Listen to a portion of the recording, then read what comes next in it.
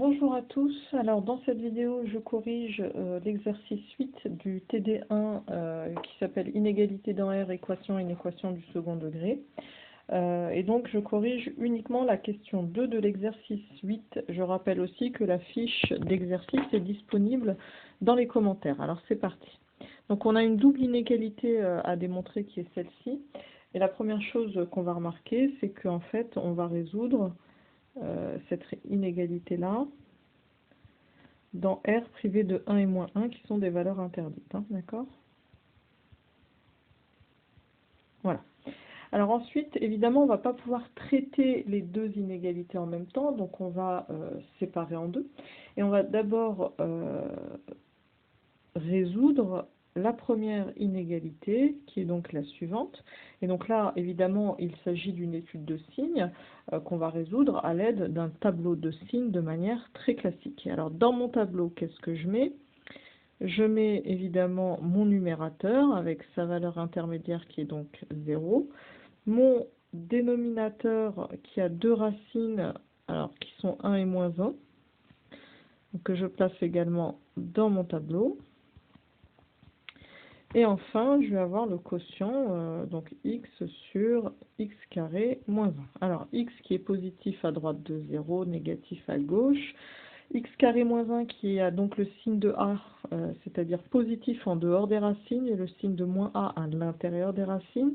Et ensuite, hop, la règle du produit des signes qui me donne ces signes-là pour le quotient. Donc on a un premier, on va dire, intervalle solution, un premier ensemble solution, donc je résous positif. Je vais donc garder l'intervalle moins 1, 0, donc le 0 je l'inclus puisque c'est une inégalité large. Et là je vais avoir du 1 plus l'infini. Voilà.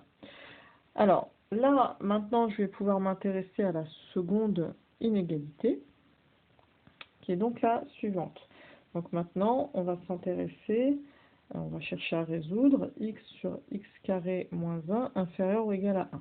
Alors évidemment, c'est compliqué de résoudre sous cette forme-là. Ce qu'on va faire, c'est simplement se ramener comme à une étude de signes, puisque ça, on sait faire des études de signes. Donc je vais tout simplement tout passer du même côté de l'inégalité. Et je résous donc cette quantité-là négative. Je vais évidemment mettre au même dénominateur puisque la forme privilégiée, alors là c'est un moins 1 que j'ai recopié en plus 1.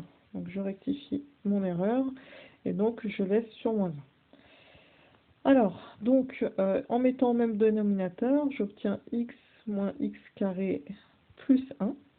Pour simplifier la rédaction, je vais donner un nom au numérateur et je vais donc poser f de x égale moins x carré plus x plus 1.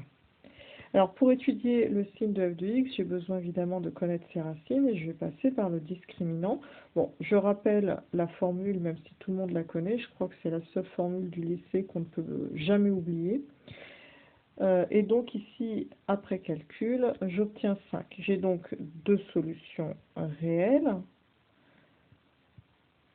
qui sont, que je vais appeler x1 et x2, donc x1 qui sera égal à moins 1 plus racine de 5 sur moins 2, et puis là je vais passer en dénominateur positif, qui me fait 1 moins racine de 5 sur 2. Alors ça fait à peu près moins 0,61.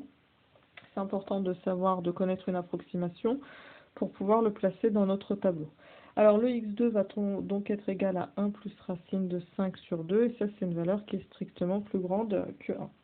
Alors, ceci étant fait, je vais pouvoir maintenant faire tout simplement un tableau de signes. Hein. C'était l'objectif, je vous rappelle, c'est de passer par une étude de signes.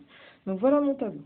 Donc dans mon tableau, évidemment, j'y pose f de x, j'y mets mon dénominateur qui est x carré moins 1 et le quotient, donc f de x sur x carré moins 1. Alors, les racines de f de x qui sont x1 et x2, je vous rappelle que le coefficient dominant de f de x est négatif puisqu'il vaut moins 1. Et donc, je vais avoir le signe moins, c'est-à-dire le signe de a à l'extérieur des racines et plus à l'intérieur des racines. Voilà.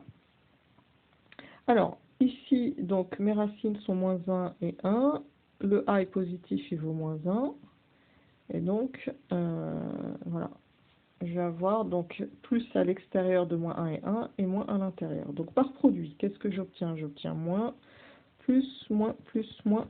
Et là, ça me permet d'avoir mon deuxième ensemble solution. Alors je résolvais, je vous rappelle, négatif. Hein. Du coup, j'ai moins l'infini, moins 1 exclu, union x1 plus 1 exclu, union x2 inclus. Plus l'infini. Alors maintenant, il va falloir faire l'intersection de ces deux ensembles solutions, tout simplement, puisqu'on veut que les deux inégalités soient vérifiées. D'accord? Donc, si je veux que les deux soient vérifiées, c'est la première est vérifiée et la seconde est vérifiée. C'est donc bien une intersection.